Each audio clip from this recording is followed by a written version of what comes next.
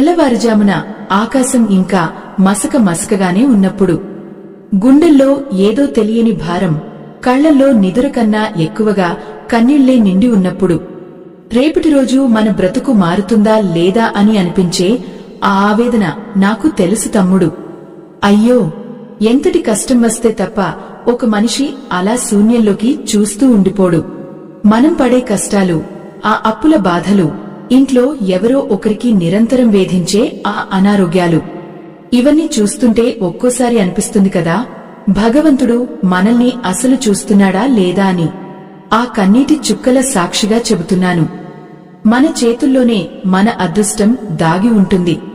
ఈ రహస్యం మీకు పూర్తిగా అర్థం కావాలన్నా, దైవానుగ్రహం దక్కాలన్నా వీడియోను ఎక్కడా ఆపకుండా చివరి వరకు చూడండి. ఎందుకంటే మనం చేసే చిన్న పొరపాట్లే మనల్ని దారిద్ర్యంలోకి నెట్టేస్తుంటాయి. అదే మనం పవిత్రంగా చేసే ఒక చిన్న పని మన రాతను మార్చేస్తుంది. పొద్దున్నే నిద్రలేవగానే మనసులో ఎన్నో ఆలోచనలు. ఈరోజు గడుస్తుందా, ఆ అప్పులవాడు ఇంటికి వస్తాడేమో, పిల్లల చదువుల పరిస్థితి ఏంటి అని కొట్టుకులాడే ఆ మనసుకి కాస్తంత ఊరట దక్కాలంటే మనం మేల్కొన్న ఆ మొదటి క్షణం చాలా ముఖ్యం. పాపం, ఎన్ని రాత్రులు నిద్రలేకుండా గడిపారో ఆ పరమాత్మకు తెలియదా? సూర్యుడు ఉదయించకముందే ఆ బ్రాహ్మీ ముహూర్తంలో నిద్రలేవడం అంటే అది కేవలం పనికోసం కాదు, ఆ విశ్వం నుంచి వచ్చే శక్తిని మన గుండెల్లోకి నింపుకోవడానికి.